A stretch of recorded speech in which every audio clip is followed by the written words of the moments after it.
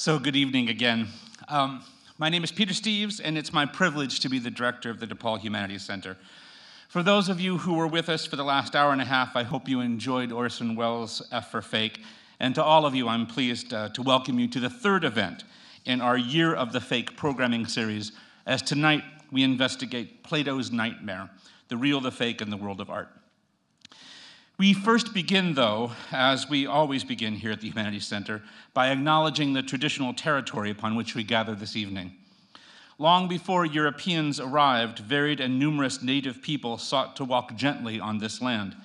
They offered assistance to the first European travelers to this territory, sharing their knowledge for survival and living a good life. Among others, the Potawatomi, Ojibwe, Miami, and Illinois inhabited what is now this part of Chicago. While we here today have no power to honor the treaties that were signed, we do recognize that these treaties were brokered under some duress and deception. So it's our hope tonight to honor the good faith with which the native people of this region entered into those treaties. As Potawatomi Chief Matea is purported to have said at the signing of the 1821 Treaty of Chicago, "This is a small piece of land. If we give it away, what will become of us? The Great Spirit who has provided it for our use allows us to keep it. We should incur his anger if we bartered it away. If we had more land, you should get more. But our land has been wasting away ever since the white people became our neighbors, and we now have hardly enough left to cover the bones of our tribe." In solidarity with Chief Matea, we recognize the history and legacy of this subjugation, as well as the enduring presence today of Native Americans among our faculty, staff, student body, and community. And it's thus that we seek a new relationship with the original peoples of this land, one based on true respect, as we also reaffirm our general and driving dedication to finding ways both institutionally and personally for the work that we do at the Humanities Center to be a model of what it means to be dedicated to making our society a more enlightened and just place for everyone in our community. So, in a few moments, it'll be my honor to introduce to you our speakers for this evening. Before that, though, I'd like to take just a few minutes to think together about the topic for this event. The story that inspires the title of our event this evening comes to us from a passage in Plato's Republic, in which we're told that art is the ultimate lie. Plato has argued that truth, absolute timeless truth, lives in the realm of the forms, and that the world we see around us is but a shadow of that. We see objects and think that they're real, but like prisoners chained in a cave their entire lives, who see only shadows of objects on the cave wall and take those to be real things, we are mistaken. The formal tree, for instance, is perfect and eternal. It lives in the realm of the forms, and every oak, every elm, every individual tree we ever experience in this life is a poor imitation of tree, a shadow of that real tree. Our world is like a cave. We think we know things, but true knowledge cannot come from our experience of the world, from studying the shadows of things. Botanists know nothing of true treeness because all they do is study trees. And so studying the physical world is bad enough. But now, says Plato, imagine someone paints a picture of a tree. That is a poor imitation of a physical tree done in paint and brushstrokes. But the physical tree was itself a poor imitation of the real tree. The artist has created a shadow of a shadow. The artist moves us always further away from truth. Art is always a lie. Plato's nightmare, then, is allowing artists into his ideal city-state, the Republic. The nightmare of art is the horror of thinking that it can ever be anything other than a fake of a fake. A painting of a thing is necessarily twice removed from the real thing. An actor on stage is not only not the person that she says she is, but the character she is playing doesn't even really feel those emotions she pretends to have, or believe the things that she pretends to declare as true. In the film that we just watched, Orson Welles quotes part of a long poem from 1890 written by Rudyard Kipling, entitled "The Conundrum of the Workshops." Kipling originally composed the poem as an attack on Oscar Wilde in order to show that Wilde's novel, The Picture of Dorian Gray, in which a portrait of a man ages instead of the man himself, was unoriginal in its philosophical thoughts on the relationship between the world and the way in which the world is depicted in art. As we saw in one of the stanzas that Wells quoted, the worry about art and truth started with the very first human. Kipling writes, "When the flush of a newborn sun fell first on Eden's green and gold, our father Adam sat under the tree and scratched with a stick in the mold.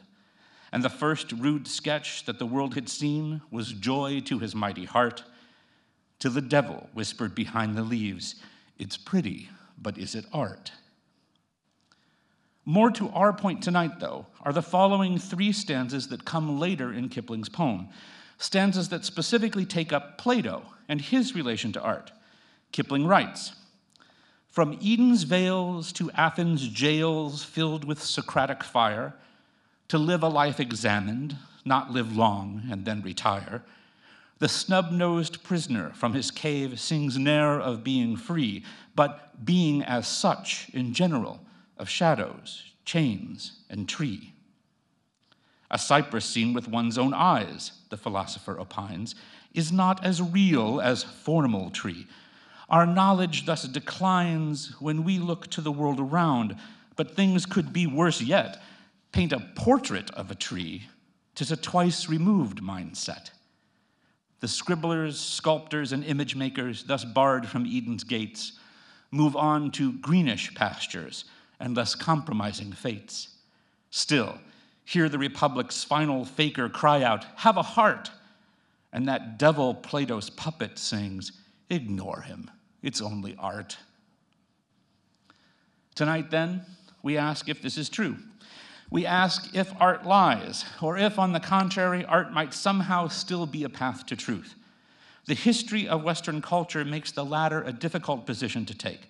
Not only Plato, but the overwhelming majority of thinkers in the West begins with an assumption that our senses distort truth, that our subjectivity gets in the way of objectivity, that our experience is a twisted version of reality. When art is added to the mix, it seems only like a further obstacle. Tonight, then, we investigate the truth of art.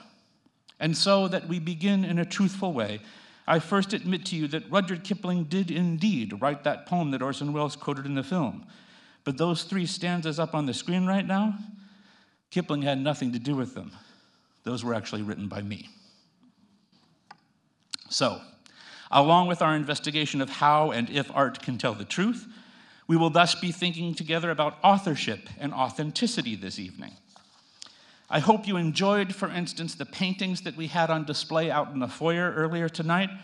Though both are real oil paintings that began with a blank canvas, I'm sure you actually didn't think that the DePaul Humanities Center had the money to own a Holbein or a Cézanne. Indeed, these are forgeries that were commissioned for us this evening, all legally, I assure you. And legality, of course, is part of the story, as we'll see from one of our guests, especially this evening. But there are philosophical issues at stake as well. And so, because we have a world-renowned expert with us on legal issues, and also an incredibly accomplished actor of stage and screen as well, I'll take some time up front here to address some of the abstract issues that might otherwise fall through the cracks, hoping they're not of interest only to philosophers such as myself. Sadly, I must begin by announcing that our expert on Orson Welles, Catherine Benamou from UC Irvine, was not able to make the trip from California to Chicago today due to last-minute health concerns. Believe me, I wish that this part of my opening remarks were not true. Catherine sends her sincere apologies to everyone, and I hope that she'll be able to be our guest at a future DHC event. We're lessened in many ways by her absence today, and we wish her the very best for a speedy recovery and good health. The few words that I'll offer on Welles' film will be, no doubt, a shadow of a shadow of a shadow of what Catherine would have given us. She is a careful and creative thinker. And for my shortcomings, I apologize as well. But what follows are some of the issues that stand out for me as I watch this film. F for Fake was shot mostly in 1973, and it was the final film that Welles completed before he died 12 years later. And with it, he basically created a new genre. Scholars have come to call it a film essay rather than a documentary. There's clearly a point, a thesis to this picture. Welles once claimed that the most important part of filmmaking is editing, and it took him more than a year, often working 7 days a week, to edit this film. As you can see, he was especially interested in weaving together images as well as dialogue that double back on themselves. Welles is often seen in reflection, distorted, or from an angle that makes us question the reality of what we're seeing. It's interesting cinematography as well as editing that makes this possible. Now, much has been said of the liar's paradox throughout the history of Western philosophy. When a liar says, "I am lying," all logical hell breaks loose. If he's lying, then that statement must be false, but that would mean he's telling the truth. A liar can easily claim he's telling the truth, but the moment he actually does tell the truth by admitting to lying, rationality itself spirals into an abyss. What are we to make, then, of Welles telling us that he's a charlatan and a liar, but then, at the end of the film, admit that he has just lied to us for the final third of the narrative? We think, most likely, that the first hour of the film was all true, and the last part, that bit about Picasso's lost 22 canvases, was a lie. We're a trusting sort. But if the liar says he's lying, why do we believe that the story about Picasso at the end was really a fake? How can we believe the lie when he says he's been lying about everything? In fact, how can we really know anything about reality and falsehood in this context, about any part of the movie? Granted, it's a rather brilliant con to promise to tell the truth for the next hour, and then when the audience isn't watching the clock, to start lying as soon as the promised time has expired, assuming that the momentum of the promise will carry the audience over into continuing to believe. The most talented con man is able to enact the con by employing the truth as one of his tools, rather than avoiding it. This is why P.T. Barnum charging people to see the egress is far more genius than his charging people to see, for instance, a magical creature that doesn't exist. Those who headed toward the egress literally got what was promised, though the truth was used as a central driving force in that con all along. It's been suggested that comparing Citizen Kane to F for Fake is like comparing Ulysses to Finnegans Wake. Welles and Joyce created the former as masterpieces of narrative to leave the world. They created the latter with little concern for narrative, or perhaps the world. Full of inside jokes, intricate self-references, and complicated twists of reason, both Finnegans Wake and F for Fake are a reinvention of a medium, a new way to think about a novel and a film. Though Welles once remarked to a journalist that he deliberately refrained from filming any scenes that were typically Wellesian in F for Fake, there is plenty of self-reference throughout this picture, though in a complicated way that twists the boundary between real and fake. For instance, in the opening scene, Welles, the magician, does some sleight of hand with the key. He soon assures us then that the key wasn't symbolic of anything. This is not that kind of movie. Of course, this moment is highly symbolic itself, telling us that Welles promises not to give us the sort of movie we might consider an Orson Welles movie. There will be no Rosebud, he appears to be claiming, though the key scene proves to be a key scene itself, symbolic of the fact that the movie is self-aware, and it's making promises about itself that it clearly cannot keep, something that becomes even more evident when, in the scene that tells the story of Howard Hughes, Welles uses a montage in the exact style of the News on the March scene from Citizen Kane, as we learned that the film and the character of Kane was originally going to be based on the life of Hughes rather than William Randolph Hearst. Life and art, we learn, are artfully involved in a complicated relationship. Even when Welles is scrutinizing his own past as a faker, he cannot help but fake the fake. In the scene where he's discussing his War of the Worlds radio broadcast, a radio play so realistic that some listeners truly believe that Martians were attacking the Earth, Welles offers some scenes from the radio show. The only problem is that the particular scenes he puts in the movie are fake. They never existed in the original radio broadcast. He made them up just for this film. And it's thus that the layers of falsehood begin to pile up, sedimented so archaeologically that they threaten to create a solid foundation for truth. So let's focus briefly on a couple of moments from the film to see if they help us provide any way out, or at least provide that true foundation on which we can build our evening together. First, let us consider the scene in which Orson Welles tells us that Picasso once claimed he could paint a fake Picasso as well as anyone else. What would it mean to take this seriously? Not necessarily the belief that Picasso really said this, but to believe that Picasso himself could paint a fake Picasso. As I think about an answer to this, I'm reminded of an old Saturday Night Live sketch from the 1980s, in which John Lovitz plays Picasso toward the end of his life. Seeing as we've just enjoyed one filmed fake Picasso story, let's take time for one more then. This is just the first minute from that old SNL sketch with some really bad audio, for which I apologize.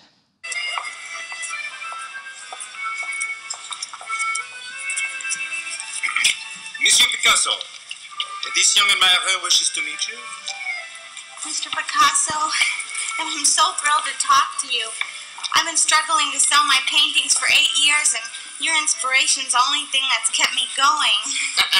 8 years, huh? Here, give me this piece of paper. You sell this little doodle any art gallery, you take the next 8 years off. Thank you, Mr. Picasso. Thank you so much. Hey, I'm Picasso. Will there be anything else, monsieur? Yeah, give me a slab of that white cake. Oh, wait a second. Here, give me a quarter piece with lots of frosting. Not a bad deal, huh? Yes, monsieur. Thank you, monsieur. Yeah, well, that comes easy to me. I'm Picasso. Hey, this is really good. This kid has talent. Hey, kid, let me see that. Let me see what you got there. Here, bring it over here. Let's see. Well. Not bad. Not bad. But now it's worth something, huh? A lot of something. Here, go to college on me, sonny boy. No, wait a second. Here, go to law school. Hey, I'm Picasso. There's only one.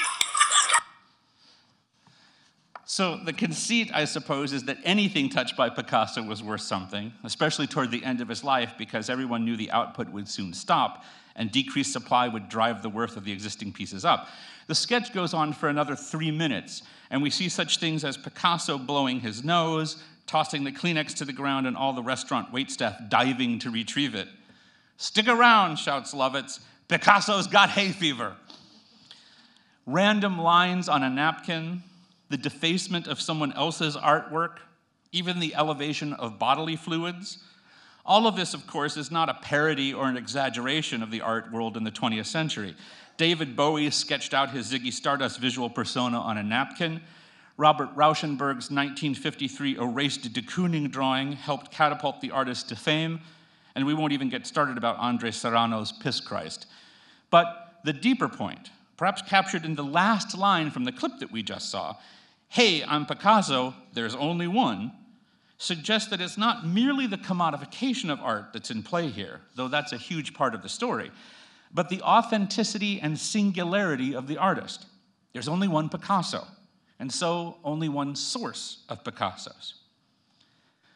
My friend Lisa Mahoney, who's an art historian here at DePaul, working mostly on Crusader art from nearly 1,000 years ago, once said to me while I was talking about Cézanne, my personal favorite artist, that she has no idea who painted any of the artwork she studies and admires because no one signed anything back then.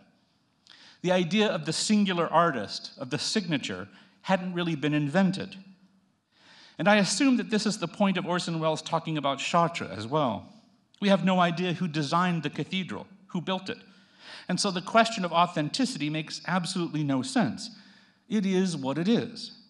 As everything is, of course, but Chartres is what it is on its own, unsigned. Do we think that this lessens it in any way? What would it mean to say that one owns a fake Picasso drawing? Obviously, if one owns a drawing that was not actually done by Picasso, that would seem to be a fake. But Michelangelo not only smudged some of his canvases, as we learned in the movie, but he had dozens of assistants who helped him paint. The old masters regularly had assistants do large parts of work for which they then took credit. That was just the system. Yves Klein used to create artwork over the telephone by instructing others what to do. Damien Hirst has painted 5 spot paintings, but he has overseen 1,395 other spot paintings that bear his name, though he's never touched them. And Kehinde Wiley, he hasn't painted more than half of his canvases since he became famous. A team of interns always doing the complicated backgrounds and sketching in most of the figure as well, so that Wiley can come in and do specifics on the face and body. The singular subject was a creation of modernity. All the better to enter into a social contract, to be the bearer of rights, to have one vote in a democracy, to care only about his own well-being in a capitalist marketplace. Before the creation of these social, political, economic, and ontological frameworks, we did not think of personhood in this individualistic way. And art, then, was not all about the artist who brought it into being, because the idea of a singular artist was nonsensical. Without Thomas Hobbes imagining a war of all against all, for which a social contract was the only solution, and without Descartes imagining it was possible he was the only person in existence because other humans might be elaborately programmed automatons, or he might be alone and dreaming of a world filled with others, before, that is, philosophy and Western culture became firmly aligned with the dark side and basically went off the deep end, the question of authorship was moot. And so was authenticity. Who is the artist? What does that question even mean? And was this authentically created? Authentic to what? But there's a deeper question still about the fake Picasso. Because if we consider the possibility that Picasso himself could make a fake Picasso, then we're imagining that what a Picasso is not merely something created by the hand of a singular person, but something that has a certain feel to it. It would be one thing to say that such and such is a bad Picasso, that a certain painting, for instance, is by Picasso, but it's not Picasso at his best. But a fake Picasso by Picasso seems to indicate something different. Not merely that it's bad, and in fact it might not be bad at all, but that it's not really indicative of Picasso. But again, indicative of what? Of his spirit, his talent, his usual intent? When Picasso suddenly entered his blue period, were those first paintings indicative of Picasso? When John Lovett is scribbling at the cafe, is he portraying a Picasso who is making fake Picassos, someone who's just going through the motions? If in real life Picasso had made a mindless doodle on a napkin in order to avoid having to pay for a piece of cake at a restaurant, is this what we mean by a fake Picasso by Picasso? If we answer yes to this, then we're treading on dangerous ground, especially as we approach the idea that the meaning of a work of art can be found by uncovering the artist's intent. The problem with such a theory, well, problems, because they're legion. Intent is never singular. It might not even really be fully known to the artist. It surely changes in the artist's mind throughout the process of the creation of the art, and even if the artist knew the intent and could relay it to us without interpretation, which are both pretty impossible assumptions, there's no reason to think that the artist's perspective on the meaning of the work is necessarily any more authoritative than anyone else's, since the art is a public object, and the artist has but one vantage point from which to peer at it, one not inherently better than anyone else's. It's hard to imagine that these questions would have the weight they have today without the history of radical individualism, and I've only briefly sketched it out, but especially without them being tied to questions of money and power. As Orson Welles claims in the film, almost every story is some kind of lie, which is not to say that stories are always created to mislead, but that all stories involve interpretation, and they change with time. A story told by a few cult members given enough time could become a world religion. When Elmer says of his forgeries that if they hang around long enough in a museum, they become real, I take it he's making the same point. He's making an ontological claim. Truth and reality are, in large part, not based on a correspondence between belief in the mind and some objective fact in the world, but on intricate webs of social collaboration, coherence, and mutual agreement. Platonism, perhaps, is the origin of all of our worries about fakeness in art and life in general. If Platonism were true, if it were the case that there's one tree, one triangle, one concept of beauty, and they all live in the realm of the forms, then any iteration to follow would be a copy, something false and standing in for truth. Truth would be akin to a singularity, a purity. But this ideology is just a few sidesteps away from many forms of evil. The Nazi belief, for instance, that there is one way to be a true German. The belief that one drop of black blood makes you non-white. The belief that our communities are one thing and one thing only, unchanging, best unmarked by time, and best policed with violent enforcement of regulatory law. Rather than judge X and Y based on their status as original and copy, what if we instead defined our concepts outside of metaphysics, using ethics and politics as our guide? How best do we flourish together?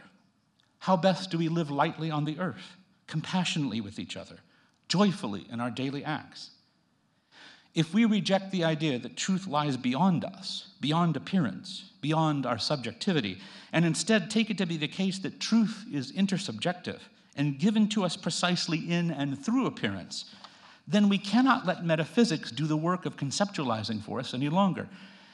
And we suddenly see that art is in fact necessary to tell the truth.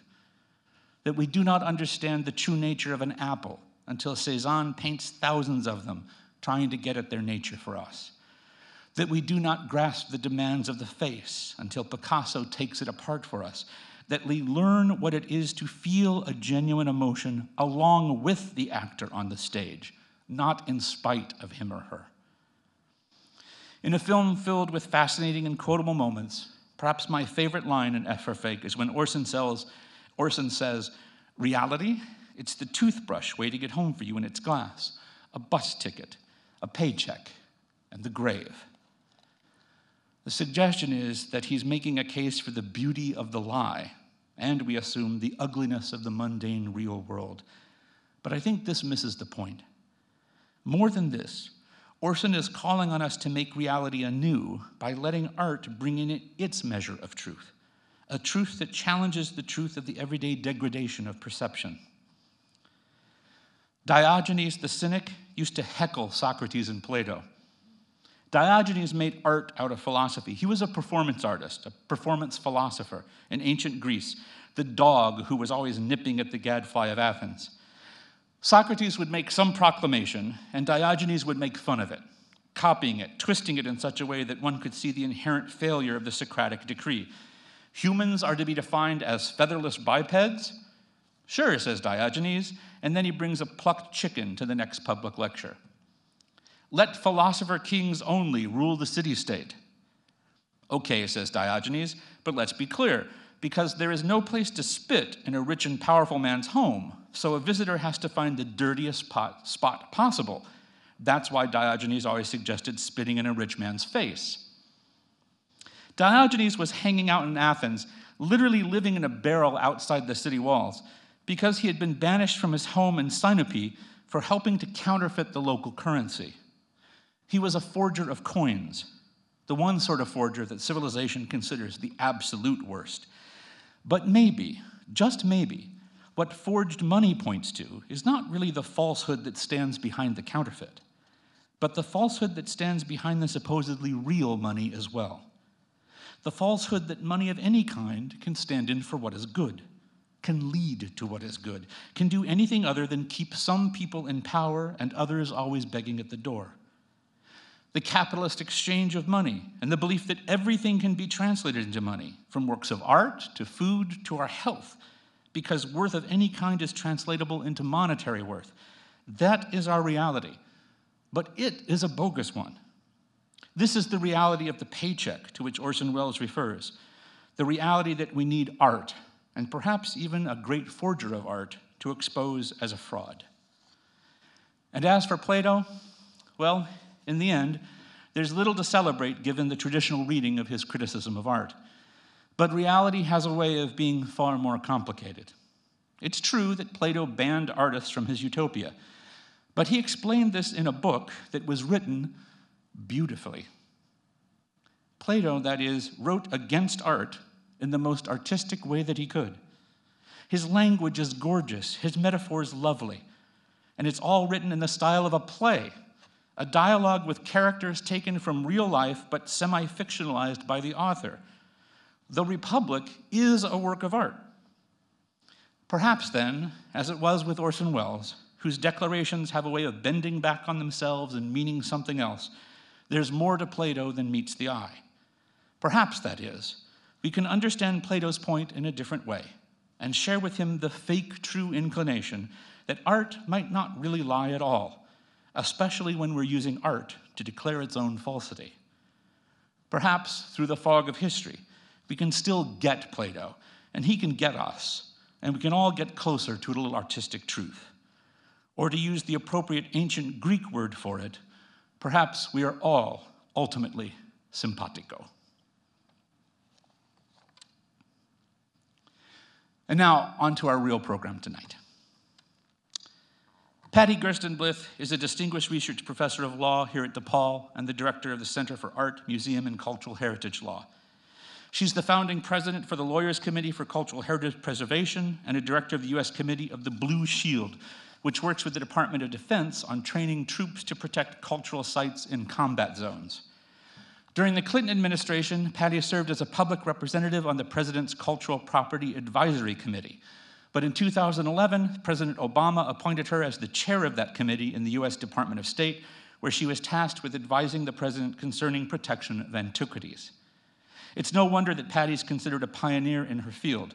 With a law degree from Northwestern University and a doctorate from Harvard in fine arts and anthropology, she's found a way to do interdisciplinary thinking in a way that allows her to do something concrete to protect the classics that she so loves. And on top of this, Patty is a fellow this year at the DePaul Humanities Center, and we couldn't be happier to have her with us. So here with her talk entitled Provenances, Real and Fake, I'm pleased to introduce to you Patty Gerstenblith.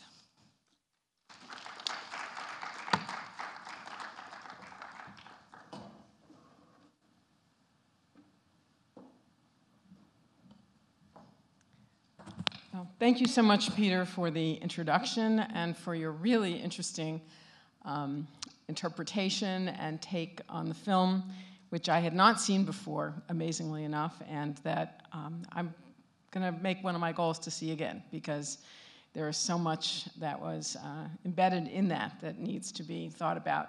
I also want to thank the DePaul Humanities Center. As Peter said, I've been a fellow for just under the past 2 years, and I've enjoyed the opportunity to learn from other parts of the university and to have a chance to think some more about the subject. And my thinking has evolved considerably. When I go back and look at the application itself, I think how much what I'm talking about has changed.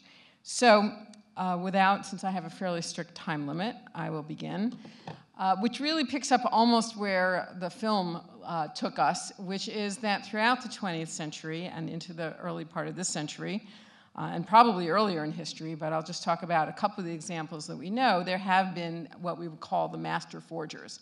Forgers whose work has really succeeded in the market to present their works as those of somebody else. And one of the best known, probably after Elmer de Hory, was Van Meegeren, who was a Dutch artist who painted Vermeers, of which there are very few that are known. These are both Vermeers painted by Van Meegeren. But the story behind him is that he painted these before the Second World War and then sold some to Goering, who was an avid art collector. At the end of the war, Van Meegeren was prosecuted for dealing with the enemy during the war itself. And his defense was that they were not real Vermeers, that he had made them himself. But the jury didn't believe him. And so he said, okay, I'll paint you a new Vermeer during the trial. And he did so, and in fact, he was acquitted, although he was later served some time for the forgeries themselves. But he was actually able, in the court, to paint a new fake Vermeer.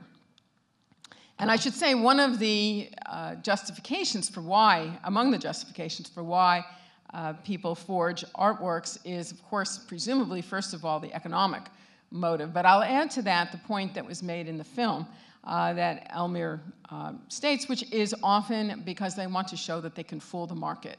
And in particular, this idea of connoisseurship, that an artist can be determined, whether a work can be determined to be that of an actual artist, can be relied upon through connoisseurship, which was the most traditional and many view elitist way of determining whether art was authentic.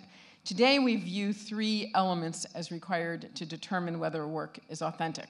First, connoisseurship, which, as I said, has to a considerable extent fallen out of favor. Second is, today we often use scientific testing. Many forgers make a mistake somewhere along the line. The mistake is often by using the wrong materials, paint that may not have existed at the time that the artist was working, or today for works that are purportedly still older, we can use other kinds of scientific testing that may determine a work is not authentic. Scientific testing can conclusively determine that a work is not authentic. It cannot conclusively determine that a work is authentic. The third element that we often look at is provenance, which is the history of ownership of a work of art. An ideal provenance is one that would trace the work back to the hand of the artist, so that we could tell that this actually came from the artist. But beginning in this case, in the 1990s, involving John Drew and John Myatt. Myatt was the artist, and you can see on the right, after he got out of jail, he marketed his own genuine fakes, as you can see from the calling card on the right. But what was interesting was that John Drew was able to take some of the paintings that Myatt had forged and managed to insert them into catalogs in some of the British libraries. This was all done in London. Insert them into the catalogs and create thereby a fake provenance. And in the world of fine art, fake provenances are used to authenticate, or to try to authenticate, what are otherwise fake works of art. So this was one of the first examples, at least that I know of. But in the early 2000s, another master forger, a German by the name of Wolfgang Brehm, created quite a few forgeries. You see one on the right. But the interesting thing to me is not just the work, but that he staged these photographs. These were done in the early 2000s. They look, though, like the photograph was taken pre-World War II. And the woman who is sitting here is actually Brehn's wife, but she is impersonating an older relative of hers who lived near a very prominent dealer, Alfred Fleckheim, many of whose works were later confiscated by the Nazis.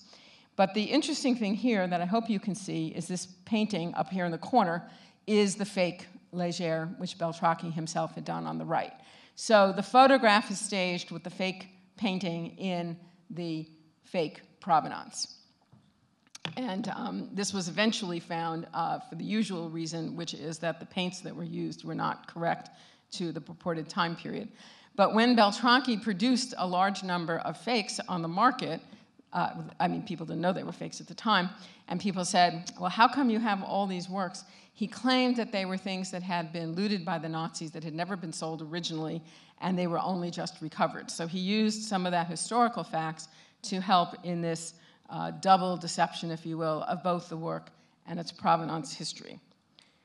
Now, as Peter said, my main interest is actually in the world of antiquities, which involves not only art, things that are made to be art, to be not necessarily to have utilitarian function, but also includes objects that at the time they were made in antiquity, in the ancient world, would not have been viewed as art. They were often utilitarian objects made to be used in various ways, but that we today consider to be art and place in an art museum. And so I think that already, to some extent, raises the question of what is art. But I'll leave that aside for the moment. Several areas of antiquities are rife with fake works as well. On the left is a kouros, which should date from about the 6th century BC. It was acquired by the Getty Museum, and as I often say, many trees were killed in the effort of scholars to determine whether it was authentic or not. And even to this day, we don't know for sure, although most people think that it is probably not authentic. And on the right are cyclotic figurines from the 3rd millennium BC, from the Aegean Islands to the east of Greece. And these also are mostly known just from the market. Most cyclotic period sites were looted, 85 to 90%, and about an equal percentage of cyclotic figurines are known only from the market as well. We cannot tell which are fake and which are authentic because being stone, like with the Koros, it's very difficult to use scientific testing to make a determination. They bear an interesting resemblance to mid-century, mid-20th century modern art, such as Moorish sculptures, and it's not clear which may have actually influenced the other.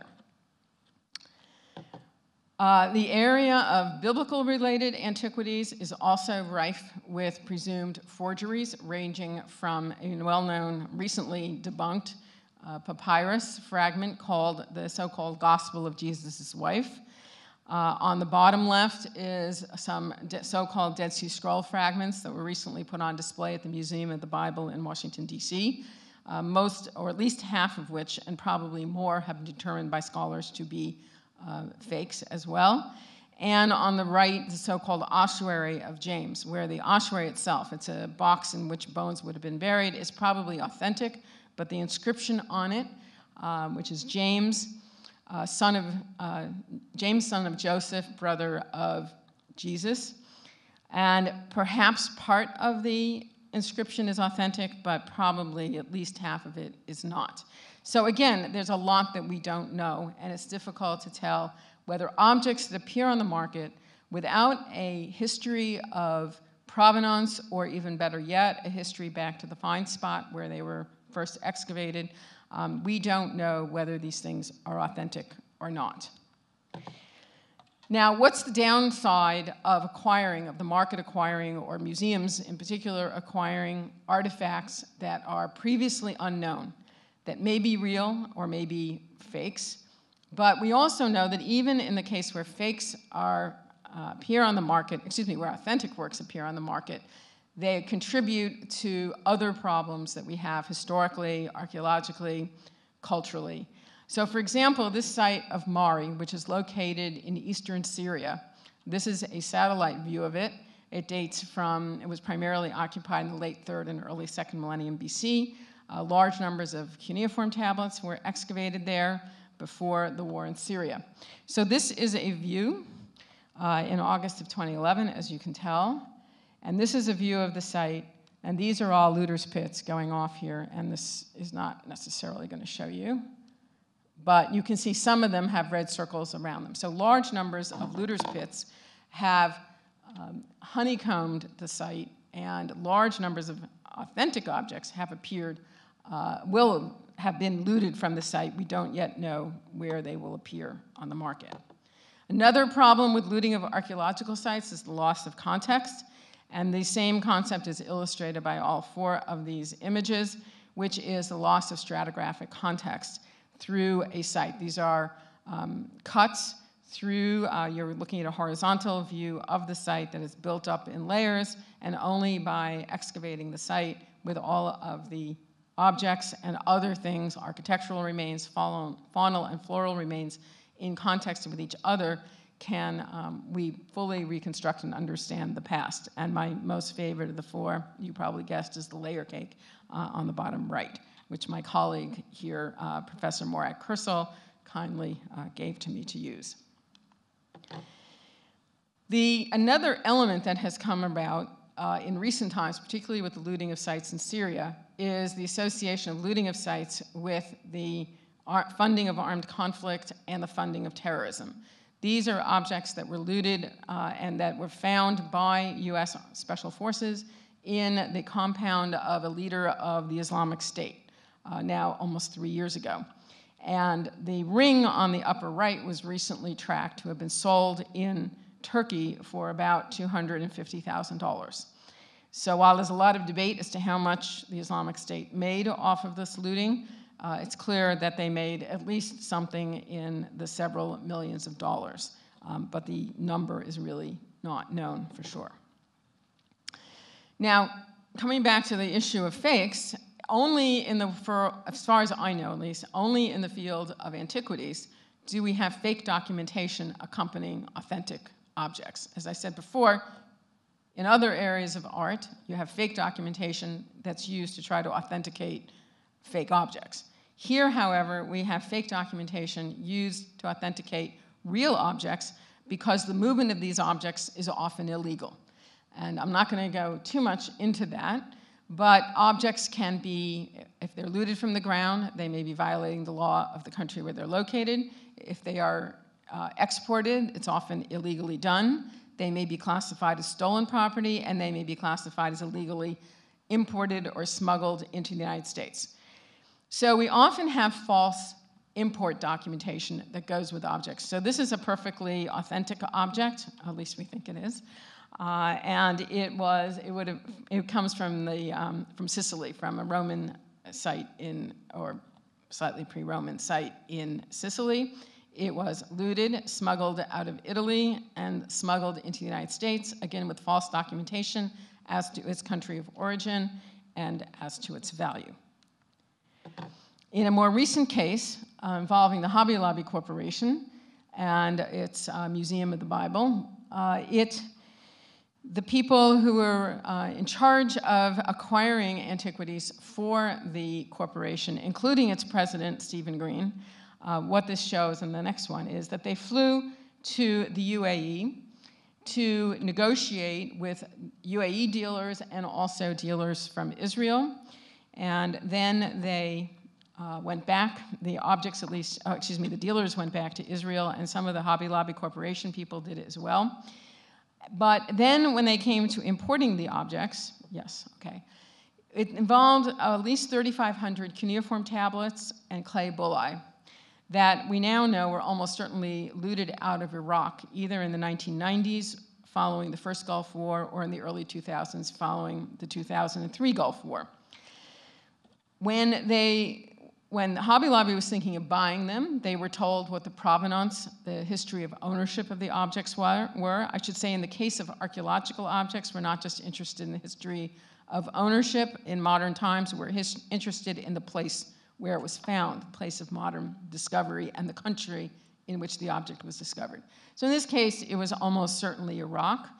The Hobby Lobby people were given several different versions of the provenance of these pieces, that they had been in the United States before, they'd been in Mississippi, they'd been in Washington, D.C. Never once was this provenance information checked out. And when they were imported into the United States, there was also false documentation in that they were declared to have come from Turkey rather than any of the other places where they had been. They were also declared to be ceramic tiles. Which is something the Hobby Lobby Corporation imports, I guess, all the time as part of their craft store. But these are not ceramic tiles. And eventually, the US government did find out about it and forfeited at least these particular objects. Now, a really well-known example of fake documentation with an authentic piece involves this head of a pharaoh that was smuggled out of Egypt. It was covered up, as you see on the right, these are actually the same piece, covered up on the right to look like a tourist trinket, smuggled out of Egypt, then restored, and a whole fake collection was made to go with it. In other words, it was made up. Several pieces were assigned to this collection that was supposedly assembled in the 1920s by the uncle of there were two people involved. One was a New York dealer and the other was a British conservator. So the fake collection was supposedly belonged to the uncle of the British conservator. And they produced labels using an old typewriter to type them. And they also, similar to what we saw in the film, dipped them in tea and put them in the microwave to age the labels as well. So this is an example, again, an authentic object with fake documentation going with it. Well, the problem of acquiring objects where questions exist as to either their authenticity or the legality. I'm not going to go into this 1970 UNESCO Convention, which established a ground rule, I'll say, but it's not legally significant. It is significant, the 1970 date, as being adopted by many professional and museum associations, that they should not acquire antiquities that don't have a documented provenance pre-1970 or export papers from the modern country of origin. In 2008, the two major museum associations adopted what I call the 1970 standard, that objects should relate to this, should have this provenance information going back to 1970. My project for the fellowship has focused on this, how this standard has been applied. When the standard was adopted, said that any object acquired after 2008 by a member museum, if it did not comply to the 1970 standard, would have to be posted on a database run by the Museum Association, the AAMD, the Association of Art Museum Directors.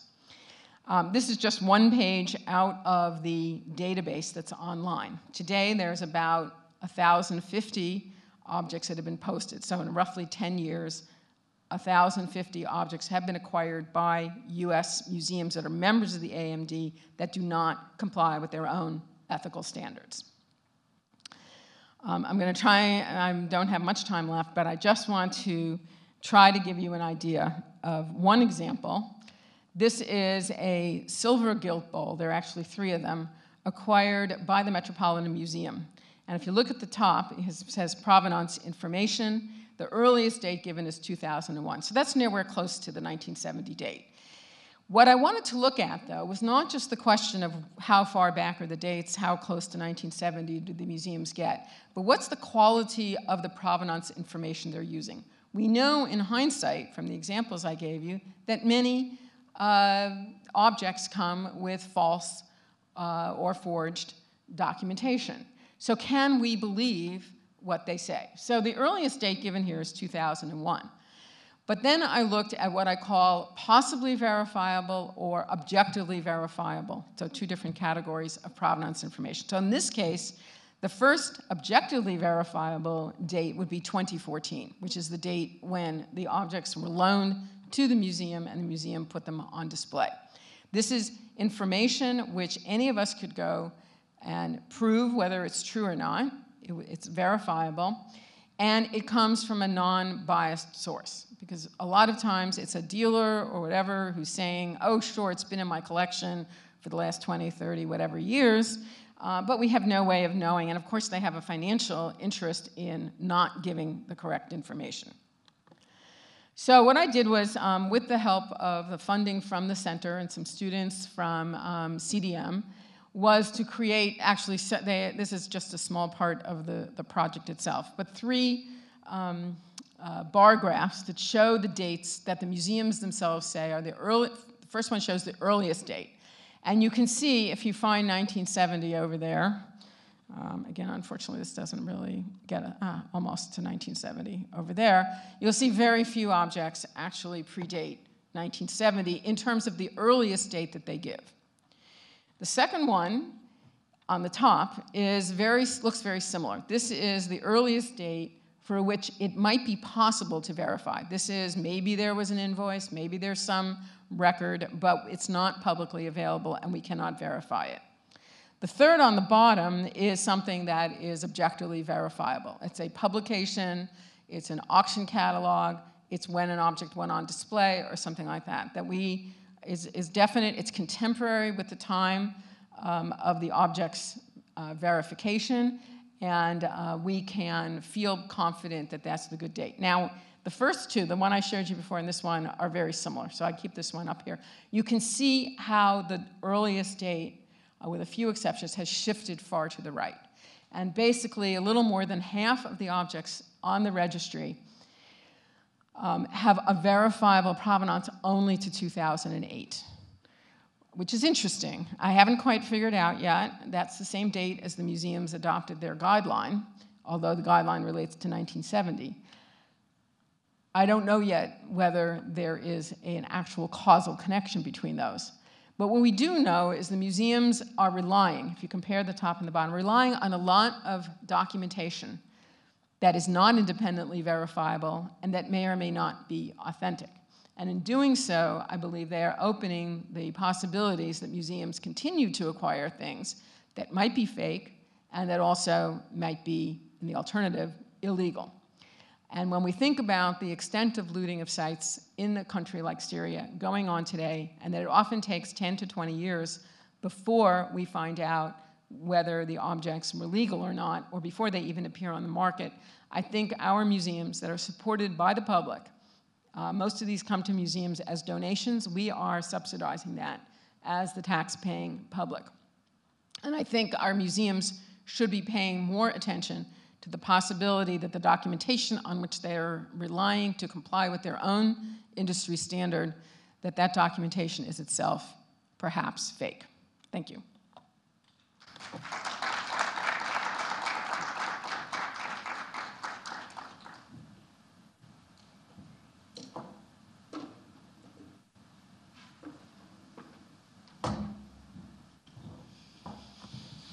Thanks very much, Patty. So for many reasons, I'm pleased to introduce to you our final guest this evening, Glenn Davis. Glenn is an outstanding actor and an alumnus of DePaul Theatre School. You might have seen him on television in such series as 24, The Unit, Jericho, or The Good Wife. He's also a member of the Steppenwolf ensemble, and most recently appeared in Steppenwolf's production of You Got Older.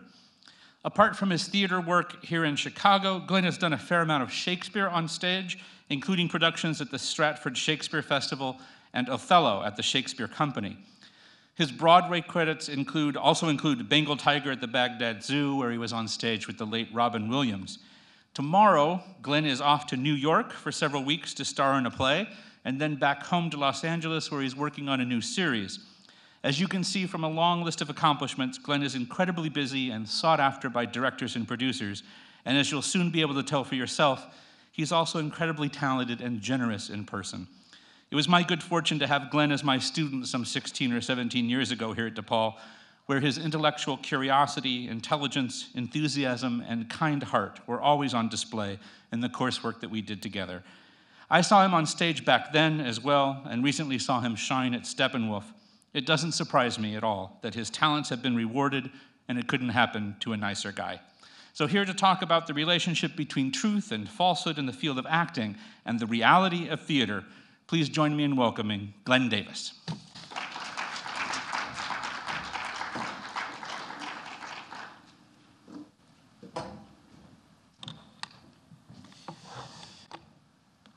Hello, everybody.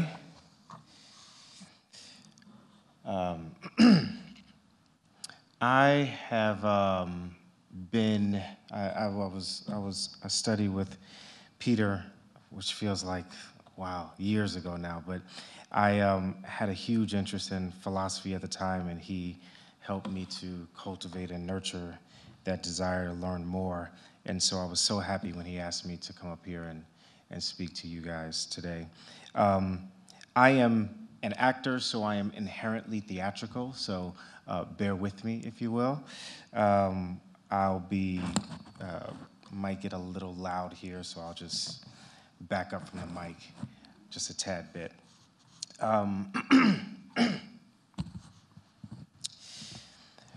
I wanted to talk about theater and, I guess film and television in that sense too, and the relationship between the real and the fake. Descartes famously said, I think, therefore I am. Descartes arrives at a single principle: thought exists. Thought cannot be separated from me, therefore I exist. Now, when I contextualize this with theater and performance, a prevailing thought or question, as it were, comes to mind. What is truth, and what is the truth of a theatrical performance? And consequently, can that truth that we witness on stage be just as real as what we witness in our everyday lives? And I understand Plato says no. I am going to try to affirm my belief that it is actually possible to experience something more truthful on stage than you will experience in life. For me, being an actor, I can look no further than William Shakespeare for these answers, as I often do, Shakespeare being a philosopher of sorts to me. Within his canon, I would argue that he has come as close to anyone to capturing the full value of the human experience in totality from beginning to end. First of all, I would like us to consider, what is theater? It's stories played out in front of us on stage. It's live. It's in the moment. And each performance is never duplicated in the history of a run of a show or a play or a film. It's fleeting from night to night. Trust me, I've tried to duplicate performances and missed the mark many times. I want to explore Shakespeare's most famous character from his most famous play. That is Hamlet, Prince of Denmark. I'm sure everyone has either read the play in high school or experienced it on some level. Now, what is Hamlet exactly? He's the Prince of Denmark. He's the son of a slain king. He's Ophelia's love interest. But what is he not? Well, he is not, at least as far as anyone can tell, based on someone who actually existed. He never actually lived. No one has ever heard of him before Shakespeare put him in a play. He is not real, as it were. Or is he? When and where does Hamlet exist? Under what circumstances is he conjured up? When exactly do we come to see him in direct contact with ourselves? Well, there are two instances. There's reading the play, in which you have a direct relationship with him through your imagination and Shakespeare's words. What you perceive him to be in your mind, that's your reality. And on the other hand, it's when you're watching him played out by an actor or an actress on stage or film. For better or for worse, some would say Hamlet only truly exists in performance. The embodiment of him and your experience of him depends completely on the context in which you come to know him. He is different in different circumstances, different time periods in which the play exists, different costuming, lighting, etc. Just as I am, depending on context, I exist differently. I am not an actor at the moment. I'm a speaker. I'm a lecturer. Hopefully, I'm not boring you to death. But Glenn does not exist outside of some context. I'm in relationship to something every moment of my life. I exist not in the ether, but in reality, right here in front of you. Hamlet is, in fact, all the ways he is given to consciousness. At once, he is Mel Gibson. Another time, he is Kenneth Branagh. Another time, he is Laurence Olivier. He may be black, Latino, Asian, or white, and one day, hopefully, he's Glenn Davis. In my mind, he will always be Adrian Lester, the definitive Hamlet performance that I saw in 2001 in Chicago Shakespeare Theater. It was a touring production of Peter Brook's Hamlet. That performance is forever indelibly imprinted in my mind. In many ways, Hamlet can do things I cannot. I am limited in a way that he is not. He can exist everywhere and anywhere. And lastly, he exists differently for the person who is actually playing him. Descartes says, "I think, therefore I am." Well, if that's true, then when I am playing Hamlet, I am as real as anyone who has ever walked the earth. Hamlet thinks. We watch him do it sometimes for 4 hours. We listen to those 4 hours, that escape for us from reality, so it seems. For the audience, well, in the meantime, Hamlet is alive and well on stage for that actor playing that character. But let's take a look at Hamlet. In Hamlet's famous speech to the players, he goes to great lengths to assure himself that the actors or actresses, as they are called here, don't go the way of some lesser actors he has witnessed and essentially ruin a beautiful piece of art, a monologue he has asked one of the players to recite for him. Hamlet remembers this speech well, but has never seen it performed. The players oblige him. He later asks these performers to perform it in front of his mother and his uncle Claudius, whom he thinks have, to varying degrees, conspired and murdered his father. He is precise, he is exacting, and he is even directorial in his instructions. Hamlet says, "Speak the speech, I pray you, as I pronounced it to you trippingly on the tongue. But if you mouth it, as many of your players do, I had as a lief to crown crier's spoken lines, nor do not saw the air so much with your hand, but use it all gently. For in the very torrent, tempest, and as I may say, the whirlwind of passion, you must acquire and beget a temperance that may give it smoothness.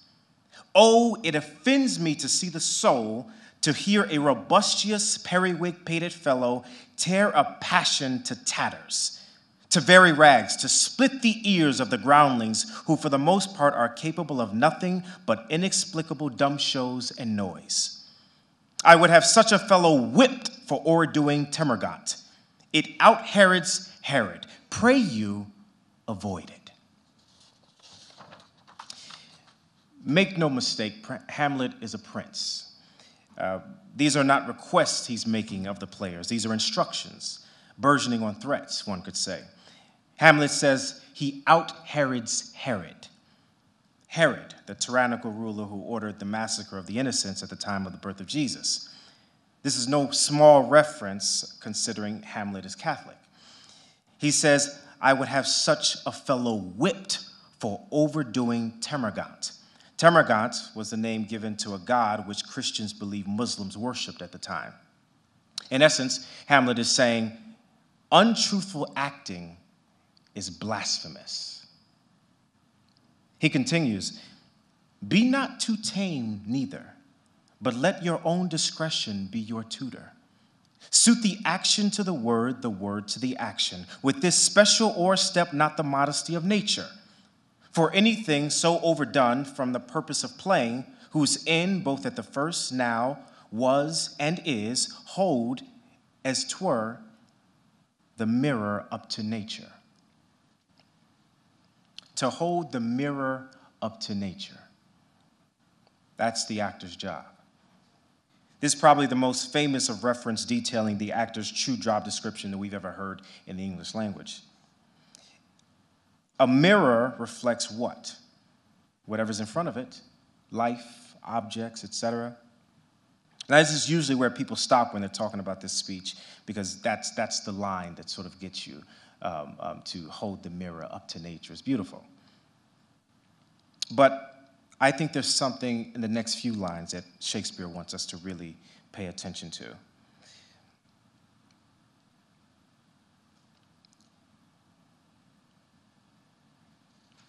To show virtue, her own feature, scorn her own image, and the very age and body of the time his form and pressure. Now this o'erdone, or come tardy off, though it make the unskillful laugh, cannot make the judicious grieve, the censure of which one must in allowance o'erweigh a whole theater of others.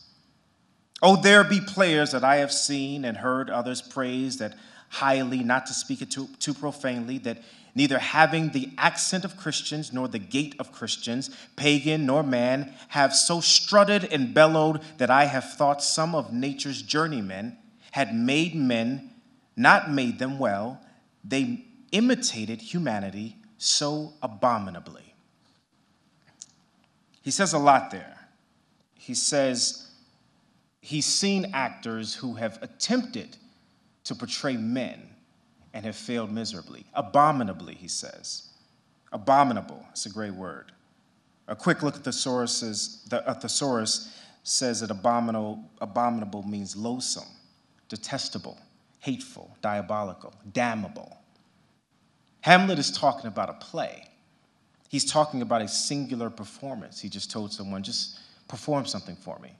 Who would have thought he would end that sort of directorial debut of his by saying, if you don't do it well, you're damned.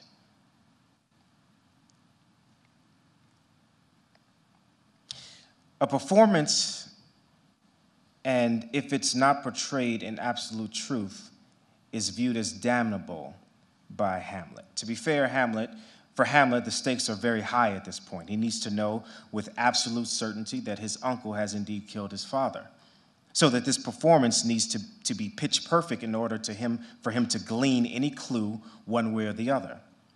So he has the players perform the murder of Gonzago, in which one character is murdered in an eerily similar fashion as he suspects his uncle has murdered his own brother, Hamlet's father.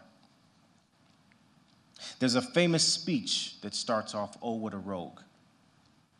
In the next scene, Hamlet gives this "Oh, what a rogue" speech. In it, he marvels at how the actor who he has requested perform a monologue for him, and Hamlet's explicit instructions had momentarily convinced him that he was experiencing as the character was actually real, Hamlet contends. So Hamlet said, "Hey, do this monologue for me real quick.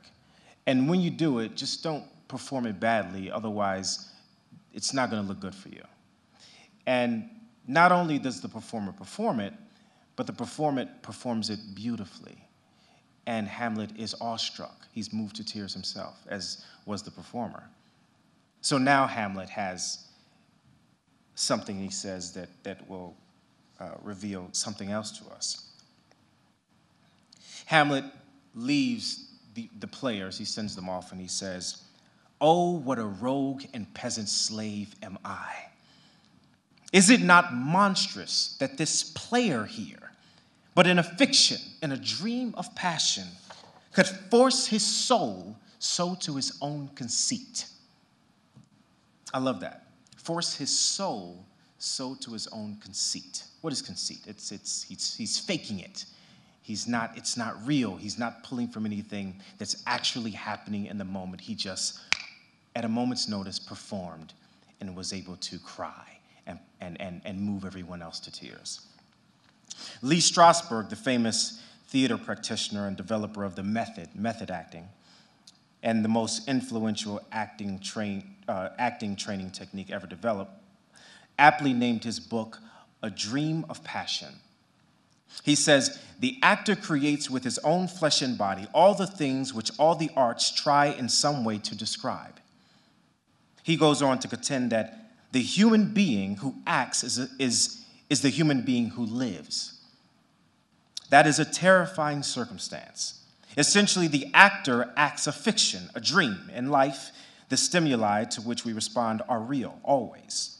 The actor must constantly respond to stimuli that are imaginary. And yet, this must happen not only just once, but it must happen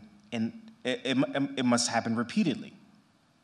And it happens in life, but actually more fully and expressively on the stage. Although the actor can do things in life quite easily, when he has to do the same thing on stage under fictitious conditions, he has difficulty because he is not equipped as a human being merely to play act at imitating life. He must somehow believe.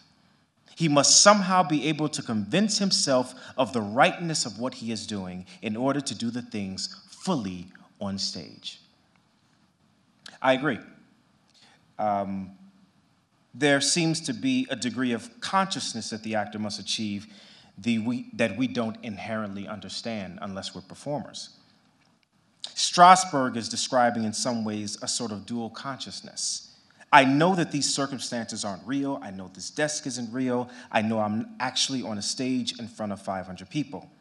I know this furniture isn't real. I know I'm not in love with this woman who I'm kissing, or man. But I am tasked with the objective of not only convincing myself that this is real, but I'm also here to convince you that it's real, the audience. Without the audience, it's just an exercise, if that. But the audience makes it real. The audience raises the stakes. We do it for you. Hamlet continues, that from her working, all his visage waned, tears in his eyes, distraction in his aspect, a broken voice, and his whole function suiting with forms to his conceit, and all for nothing, for Hecuba.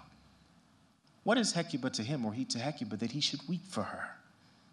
What would he do had he the motive and the cue for passion that I have? He would drown the stage with tears and cleave the general ear with horrid speech, make mad the guilty and appall the free, confound the ignorant and amaze indeed the very faculties of eyes and ears. Yet I, a dull and muddy metalled rascal, peak like John of Dreams, unpregnant of my cause, and can say nothing.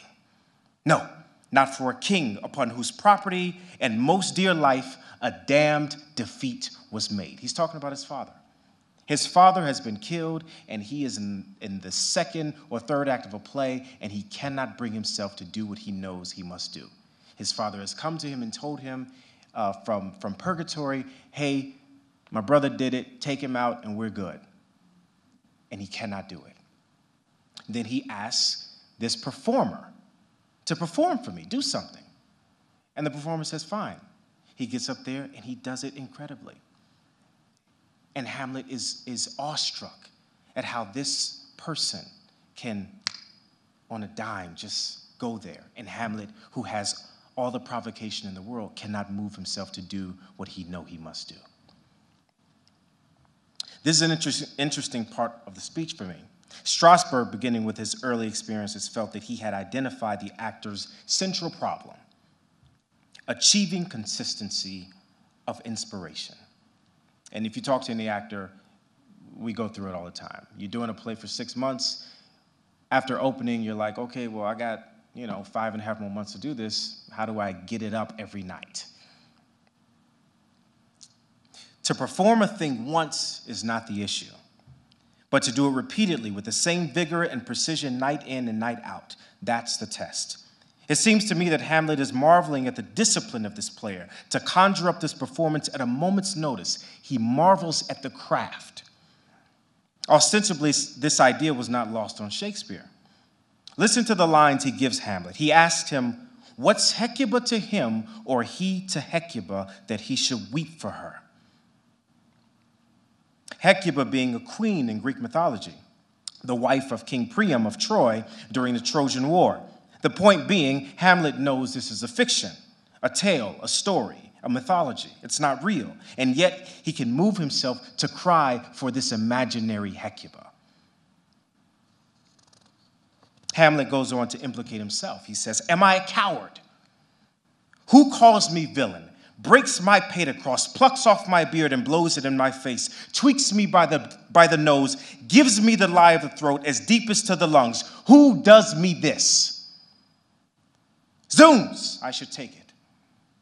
For it cannot be, but I am pigeon-livered and lack gall to make oppression bitter. Or ere this, I should have fatted all the region kites with this slave's awful, bloody villain.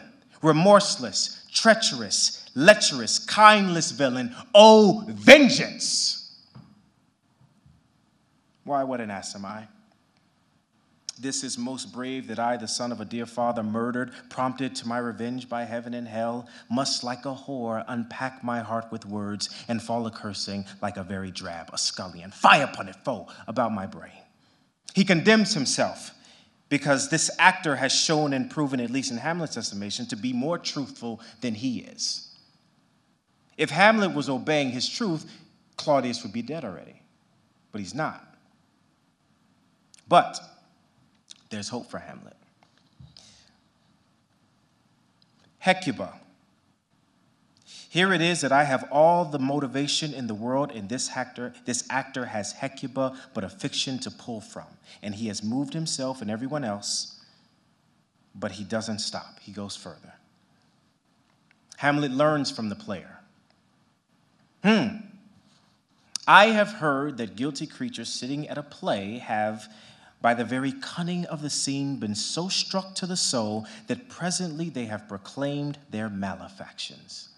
Now, if one of you killed your brother and married his wife, and you conspired to do all of this, what are the circumstances in which you think you would ever admit to that?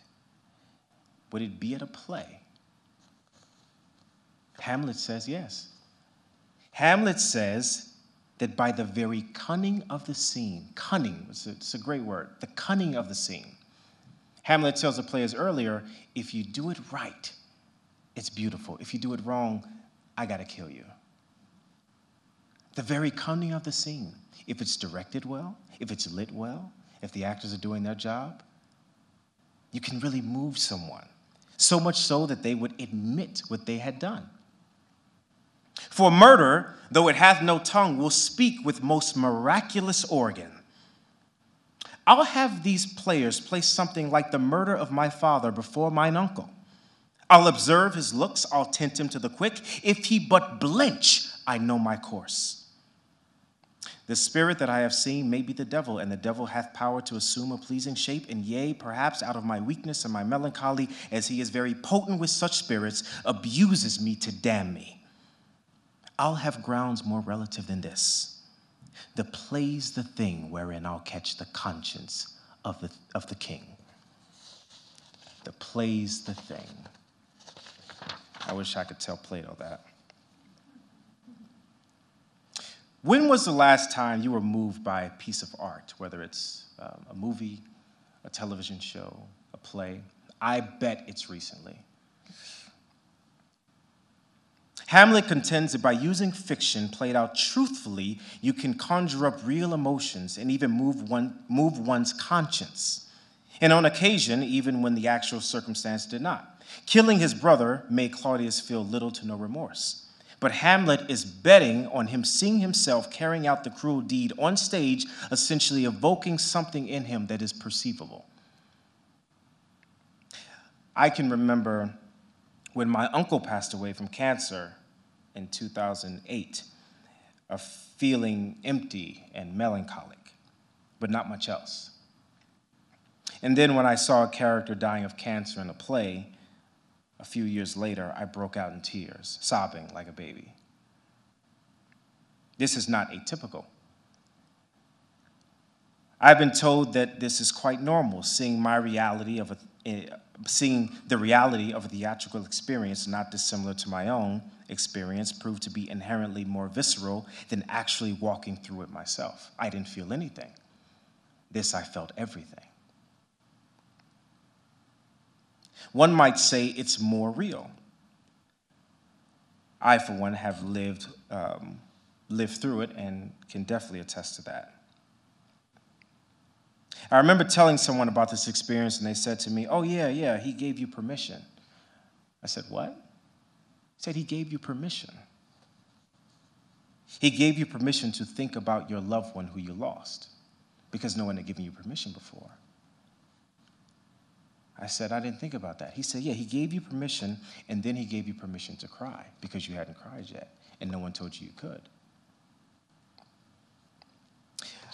I don't know if every experience that someone has is duplicated, is able to be duplicated on stage. But I know that what I've experienced more times than not, in the theater, when the production is good, on television and film, when I am so struck to my soul because of these actors' ability to suspend my disbelief, sometimes it feels realer to me than things that I experience with my own family, my own friends, sitting in a room by myself watching a movie or a play. So I would say to Plato, I disagree. There is huge value in art, and we feel things all the time that we don't necessarily understand or comprehend, but we feel it and we know it, and we know it to be true. So thank you, guys. I appreciate you.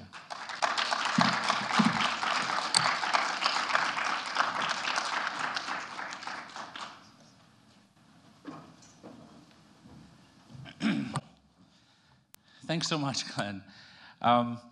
So I want to thank everybody for coming here tonight. I want to thank Patty for sharing her research with us, just fascinating stuff, and reminding us that there are real political repercussions and real human repercussions for, like the picture that you showed of the looting just reminds us these are political things, and also for enriching our conversation about fakes. We probably all knew that there could be fake real things, but to take a real thing like that mask of the Pharaoh and to gussy it up in that horrible way to pretend that it wasn't real, to fakeify a real thing, it just complicated the conversation so much more, and I'm grateful for that. And for Glenn as well for being here tonight, choosing just an incredible part of Hamlet. It just seems like such a brilliant choice, the moment that the play within the play makes the claim that perhaps the only way to get the truth is through a work of fiction, The only way for truth to show itself in real life, for the king to admit who and what he is to see it portrayed in non-real life. That's the strongest argument I've ever heard for truth on the stage. That's great. And I don't think we paid Glenn enough tonight either, because not only did he philosophize for us, but we got to see Hamlet as well. So I've been told that the weather is taking a bit of a turn on the outside, and so what we'd like to do is to have a little bit more informal Q&A. And we're going to close things down here. I'm going to ask you to stick around for a few minutes, talk to our speakers tonight, and thank you for coming out, and please help me thank them one more time for their contributions this evening.